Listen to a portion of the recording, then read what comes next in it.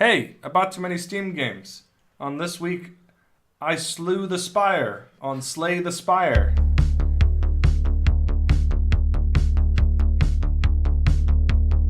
I have too many Steam games. I have 1 hour to play.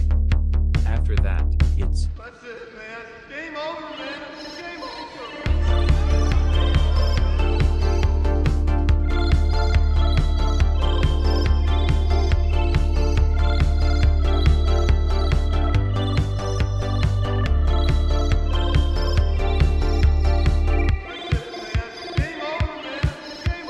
Here we go.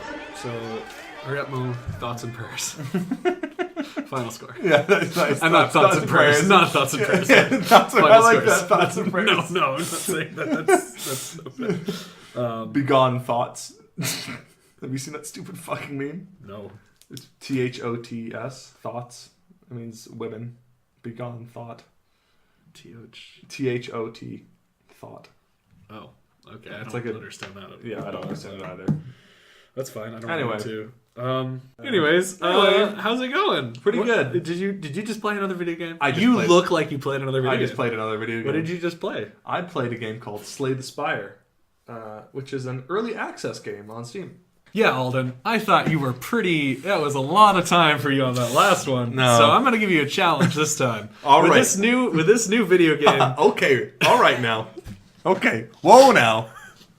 With this new video game that I've never my- heard of, you gotta explain it to me. A stupid idiot in a minute and 30 seconds. Are you ready? I'm ready. All right, this is hurry up mode.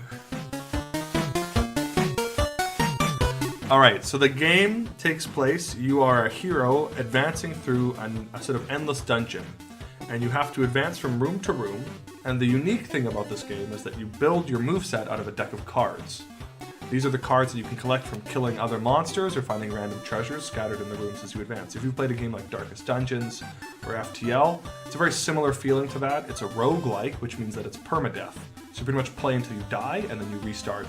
And each time you play, you unlock new rewards that you can use on your next playthrough. So it's quite challenging.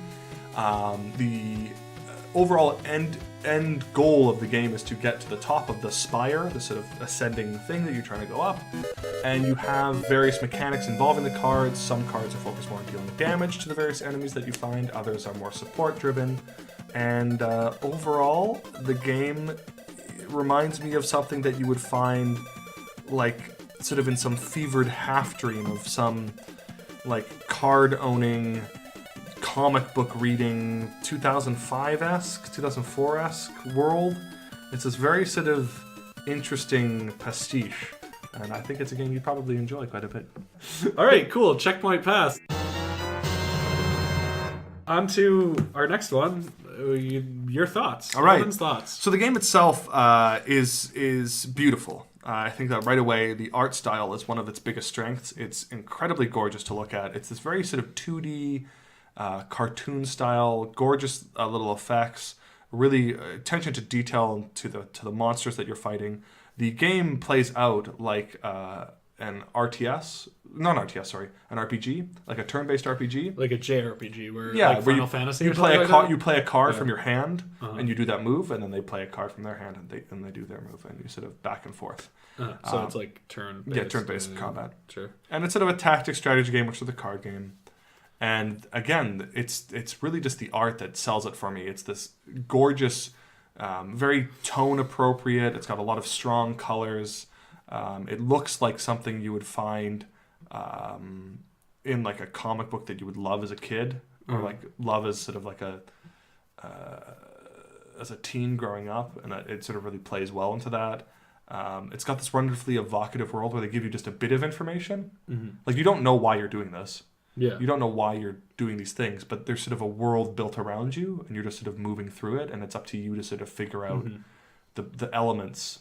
Even if there is sort of a story there, there's like little sort of hints of it in the flavor text. How for much the cards. direction is there? Very little. Okay. You basically move from room to room, and you have a choice on which room that you go to, but it you like can't a- go back. Is it like a top-down, like bird's eye thing? Oh where no! you So choose the rooms, basically, or- yeah, it's a top-down map of the rooms as you go up. Yeah. There's sort of easy zones where you're fighting guys, and there's like raid bosses, a raid boss room. Then there's like a treasure room, and then there's a merchant room. And at the end of each of the sort of zones, basically, there's like zone 1, zone 2, zone 3, zone 4. Yeah. There's like a final boss that you have to fight. And as you go through the levels, you're building up your deck so that you're strong enough to fight the boss. But you're losing health in those fights, and you have to sort of manage that as well too. Do you lose your cards, or do you? You can lose your cards. You can Okay. trim your deck. Okay. You can sort of trim your deck and make it more efficient, And basically. So merchant rooms, do you pay with them with gold? Yeah, or, you like, pay from things you that earn you've gold earned. from killing people. Killing things. And when you're in combat, it's a 2D sort of Right. JRPG, Final Fantasy IV. But the art is very, like, smooth, and it's not pixelated or anything like that. So, it's a fantastic little game. It's still in early access as far as I can remember. What does that actually mean? So what that means is it's a game that's been released unfinished on Steam, essentially. Yeah. You're buying an unfinished product. It's in a state in which that you can play it, like it's finished enough of the meat of its gameplay that you can still play the game, Yeah. but they're still adding and changing things, and it's not a finished game. Right. And the idea is that it's for developers who are smaller, Yeah. who don't have a steady income or need the income from people buying the games to keep making the game. Right. So you buy the game on the idea that eventually it will be finished and it'll be a return. Sort of like a Kickstarter, basically. Yeah. So you support it. At Yeah, that point. exactly. Okay. Cool. Yeah. And the Go music, ahead. that's the other thing too. Music, okay. Music is a great, it's a bit repetitive. What's the music sound like?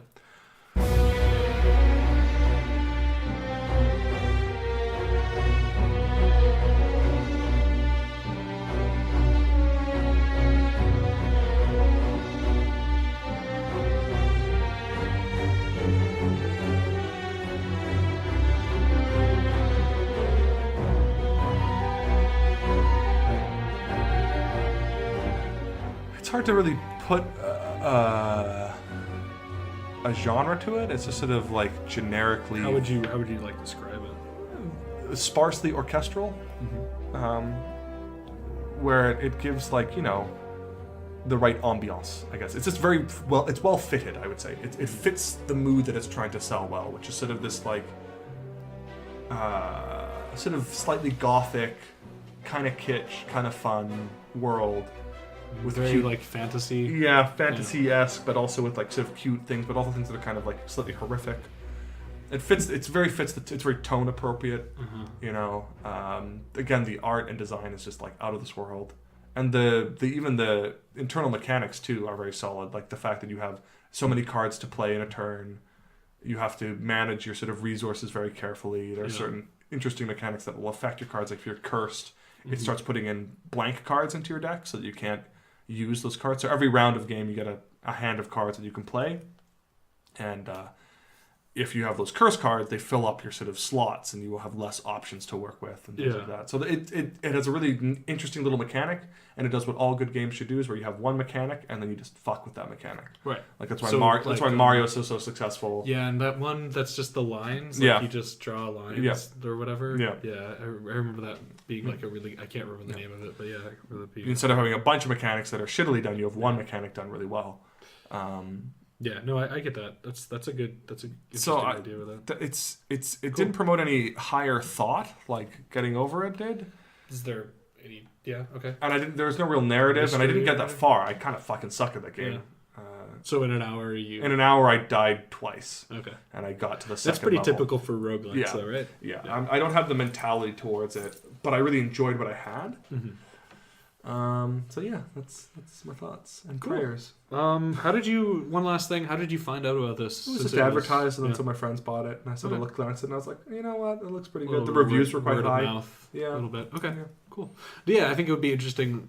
Maybe later. Getting Over It doing was a bought for different me. well. Yeah, I can imagine somebody would want to give you that, like as a little Fucker. yeah.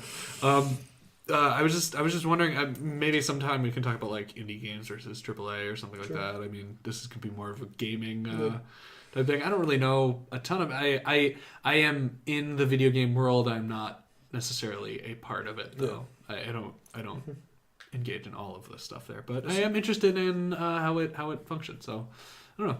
That's cool though. Well, moving on to our last checkpoint here, final score. A final score and thoughts. Would I keep playing this? Yes, definitely. I would definitely keep playing this. And a final score. It's I an guess early. I should think of a different name. It's Final an, score. But It's an early access game, so I can't really give it a full. If it was released and all the content was there, I'd give it like an 8 out of 10. Oh, okay, cool. Yeah. It's definitely something that I'd recommend to people. So recommend. Yeah, I would recommend. Do you think you're ever going to find one that you won't recommend? Yeah, definitely. Okay. I can think of many right now. Okay. Okay, just wondering. Is this going to be just like a game, like Getting over it for one, I wouldn't recommend to anybody. Wait, on the last one you said you would play it again. Yeah, but I wouldn't recommend it to anybody. Oh. All right. Well, retroactively, everybody, don't get a refund for those since you bought them. Because I know you were waiting for Alden McQueen. You're like, I've seen this game everywhere else on the internet, but I'm waiting for real human beings to come in on the conversation. You need that Bing search, right? You need that Bing search. All right, cool. Till next time, then. We'll see you guys. See ya, mangs. And as always, make sure to check out Alden's experience on our Twitch and YouTube. Links in the end notes. Yeah. Peace. Bye.